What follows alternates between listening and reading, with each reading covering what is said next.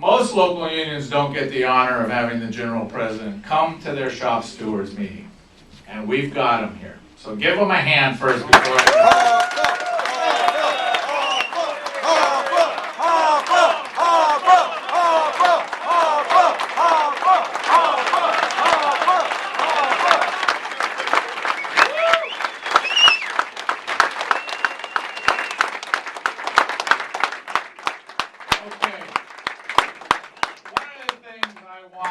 All of our officers, our officials, and our business agents, you guys can sit down now. You can stand up when he's done here.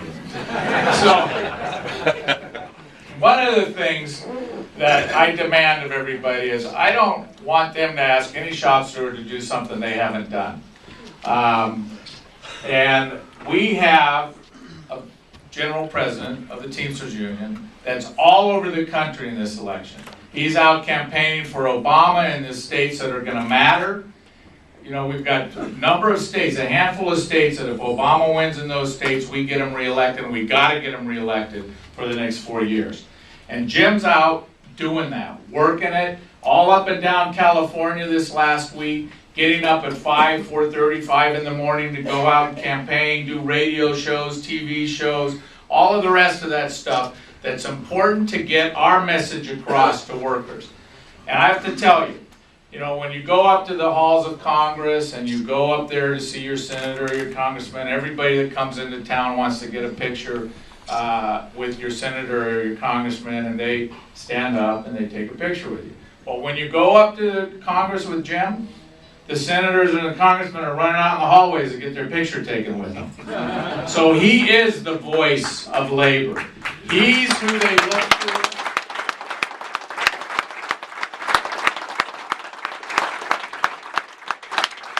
He works hard, which I respect more than anything about him. And he makes us work hard. He points his fingers at the General Executive Board and tells us to get off our ass, to get out there. You know, sometimes you get to the General Executive Board and you think you made it, you know, and then you see the guy that runs the board working his ass off.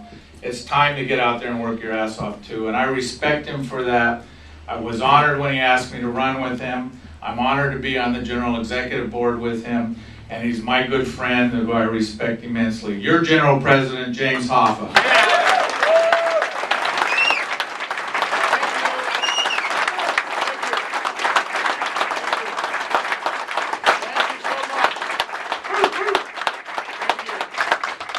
Well, it's great to be here on this Sunday morning.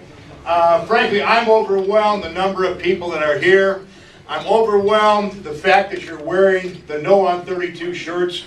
I mean, the unity in this room, to see the energy here. This is what it's all about, and this is what it's going to take to make sure we say no on 32. Is that right? That's right. And you know what else we're going to say? We're going to say hell no on 32. Hell no on 32. This is a big fight we have. We started out in LA. We did all kinds of TV down there. We went out to different companies. We went out to UPS. We went out to freight companies. Same thing, taking the flag out there, showing everybody. Everybody says they're on board. Everything. Then we went to San Jose yesterday. We had over 350 people in the Union Hall. Tremendous showing. Tremendous thing, just like today. We are the energy that's going to make sure that this thing gets defeated. The Teamsters Union are going to lead the way. We're the greatest union in the world.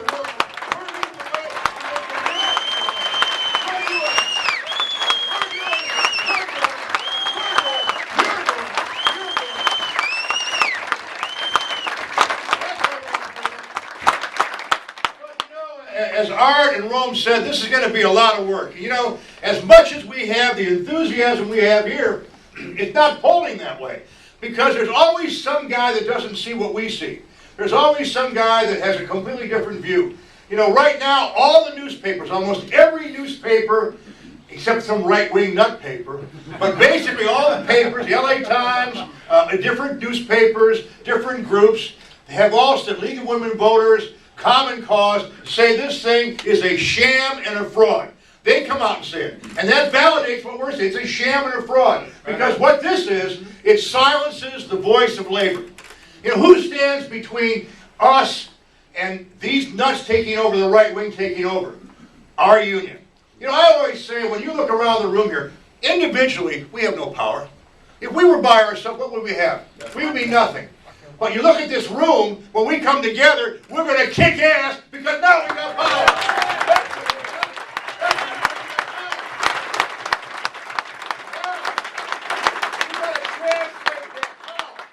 Translate that power into the polls. And that's the hard part. Because there's always some slippage. You always think everybody's going to vote. But I look at this room here. Number one, raise your hand if you're going to vote no on Prop 32. All right, that's a start.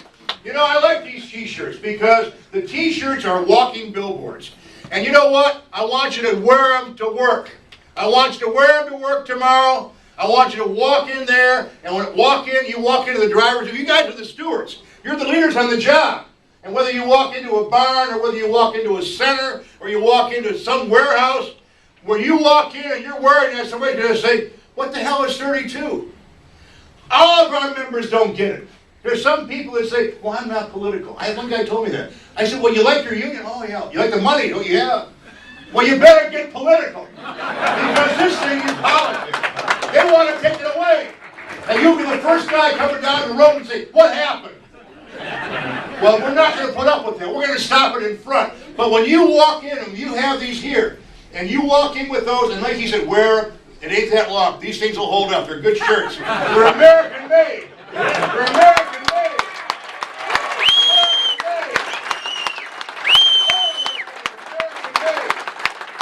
You know what? When you walk in there, and you walk in, and you wear them at work, wear them to the supermarket.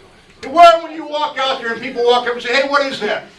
You tell them what it is because now you know. We've got to do the job. Ain't nobody going to do it. Don't look in the mirror. We're going to do it.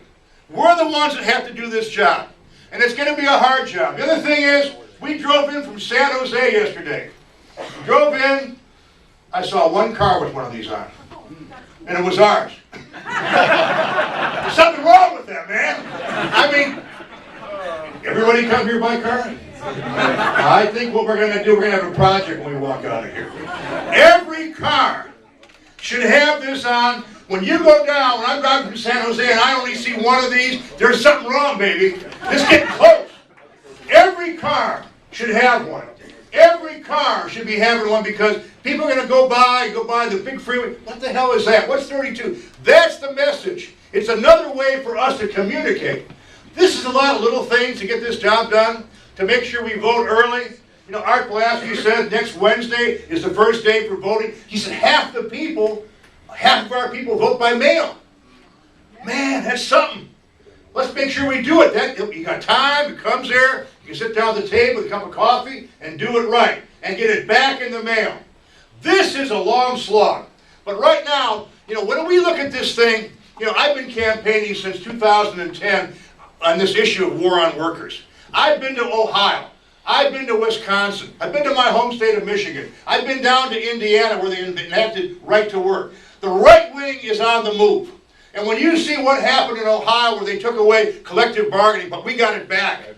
We got it back, but they tried to take it away. We took them into power.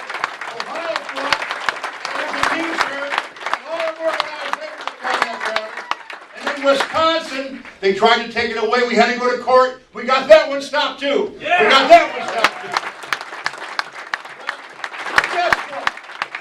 The same people that were in Ohio, the same people that were in Indiana, the same people that were in Wisconsin, guess what? They're here. It's the same people. It's the Koch brothers. Remember the Koch brothers? It sounds like a Koch, They're bad. They are saying put $100 million into this campaign. And they put $4 million already on Prop 32. Remember Karl Rove, infamous Karl Rove of Nixon, the guy, the wheeler dealer? He's got a thing called Crossroads of America. He's putting in $2 million. And then we got a guy named Munger. $20 million. He really wants reform, does he? He's a billionaire and he hates all of us. What do you think about that? Well, guess what, Mr. Munger? You got a surprise coming. We're going to stick it to you when it comes. We're going to win this battle and say no on 32. Right? No. Right.